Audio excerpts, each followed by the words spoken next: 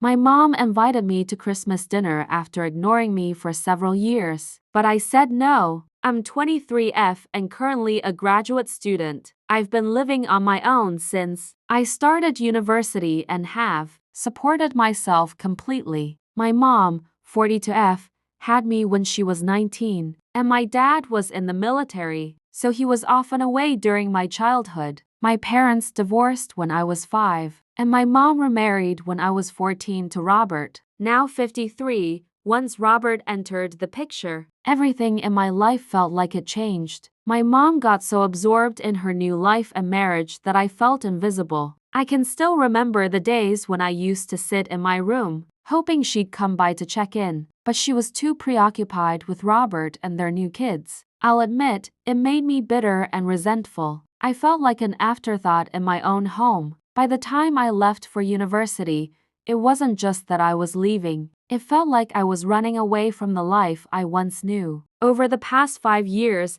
I've only heard from her twice a year, on my birthday and New Year's Day, and this year, I got one more message from her, a group text to announce the birth of her third child with Robert. A week ago, I received an email inviting me to Christmas dinner at her house with extended family. I was taken aback, but I immediately declined. I had spent so many years in silence, and I wasn't ready to just jump back into their lives on a whim. The next day, my mom called me in tears, saying she missed me and that she really wanted me there. Then Robert got on the phone, called me selfish, and told me I was hurting my mom. At that moment, I wasn't sure what to do. Was I being unreasonable? Should I go to make her happy? My grandma, who has always been supportive of me, confirmed that the extended family was aware of the estrangement and didn't expect me to attend. She showed me Facebook posts where my mom and Robert proudly labeled themselves as a complete or happy family, with no mention of me. It hurt to see that. My grandma encouraged me to meet with my mom but also cautioned me not to compromise my boundaries. She said that if I wasn't ready,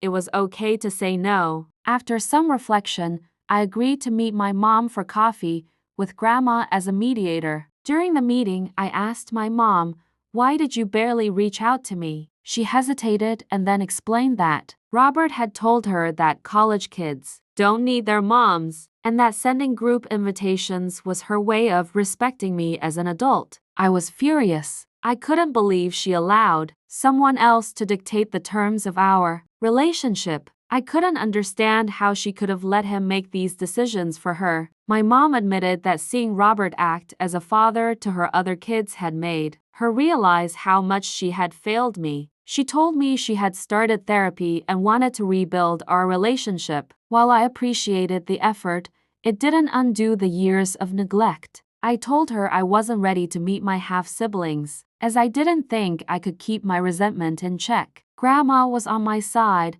and my mom cried, repeatedly apologizing. She asked me if I would ever consider visiting, and I told her I needed an apology from Robert. If he couldn't give me one, I wouldn't come. She said she understood and promised to work on rebuilding the trust I had lost. Update: I didn't go to the Christmas party. Grandma stayed with my mom and Robert for the holidays, and she told me they were fighting a lot. Robert refused to apologize, and my mom was beginning to see how much influence he had on our estranged relationship. Since then, my mom has been calling or texting me every day, and though it's a bit overwhelming, I appreciate the effort she's making. She even suggested meeting up again, just the two of us on Christmas Eve. I agreed, but only if Grandma came along as well. I'm still unsure if my mom and I will ever have a close relationship again, but I'm cautiously optimistic about the small progress we've made. I guess sometimes healing takes longer than we expect, but this feels like a step in the right direction. Last update: I did meet with my mom again. Grandma came along for guidance,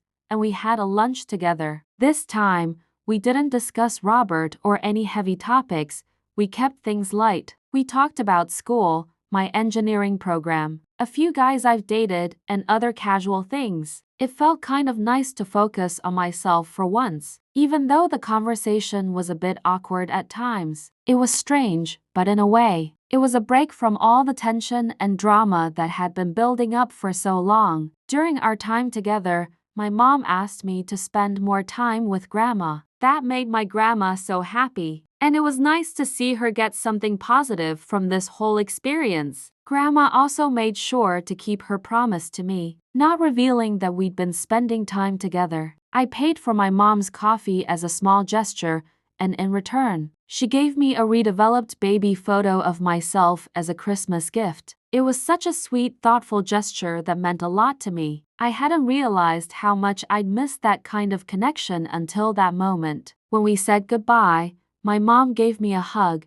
and this time, she didn't cry. It felt different, less emotional, but still meaningful. I didn't feel awful afterward, which was a huge relief. It still feels weird though, and I know it will for a long time, maybe even forever. Letting go of old hurts is hard, but I guess this is a start. I'm not sure what the future holds, but I'm starting to think that maybe, just maybe, there is room for some kind of reconciliation. It's not perfect, but it's something. Hope you all have a wonderful Christmas, and thanks for letting me share this journey with you. Next up, we've got a new story. Let's dive in. My mom gave me Christmas gifts every year, but she excluded my wife and daughter. My mom, Sandra, 59, has always been a creature of habit. She's the kind of person who avoids change, dislikes meeting new people, and tends to keep mostly to herself. She's never been a controlling person, but she's also not someone who adapts easily to new situations or ideas. She has always been the type of person who sticks to the routine, no matter how much it might affect those around her. It's not that she has bad intentions. She just doesn't seem to think about how her actions can impact others. I'm Michael, 34, and I've been married to my wife, Emma, 32, for 3 years. We have a beautiful daughter, Lily, who is now 2. Since Emma and I married and started our family, things have become more complicated with my mom. For the longest time, my mom continued to give me extravagant gifts for holidays and birthdays, but she never included Emma or Lily. At first, I didn't think much of it. Maybe she was just unaware or didn't see the need to buy for them. But as the years passed, Emma started to feel hurt and excluded. It was especially hard because we'd been together for 5 years before we married, and yet she wasn't even acknowledged in the way a family member should be. After months of Emma trying to brush it off, I decided to have a serious conversation with my mom about it. I sat her down and explained how her lack of acknowledgement for Emma and Lily made Emma feel like an outsider. To my surprise, my mom seemed genuinely shocked. She couldn't understand why Emma would expect gifts from her, and she even said it felt entitled for Emma to want to be treated like part of the family. She mentioned how she'd never felt the need to buy gifts for her husband's family, especially not her in-laws, and compared the situation to how my dad would never expect gifts from her parents. I tried to explain that Emma wasn't just an in-law, but a full part of our family now. She was hurt by my mom's actions, and I just wanted her to recognize that. But my mom, being who she is, couldn't wrap her head around it. She said, "I have 3 kids. I shouldn't have to pretend someone else's wife is one of mine." The more she spoke, the more it became clear that this wasn't about malice. It was about her inability to accept change. She wasn't trying to hurt Emma, but her actions were still making Emma feel like she didn't belong. I tried to reason with her, telling her that it wasn't about what she thought was right or wrong. It was about how her actions were affecting my wife. I asked her to just consider how she'd feel if it were her in Emma's shoes. I asked her to reflect on the situation, to think about our family now and how it had grown. After some back and forth, I told her it wasn't an ultimatum, but something she needed to think about.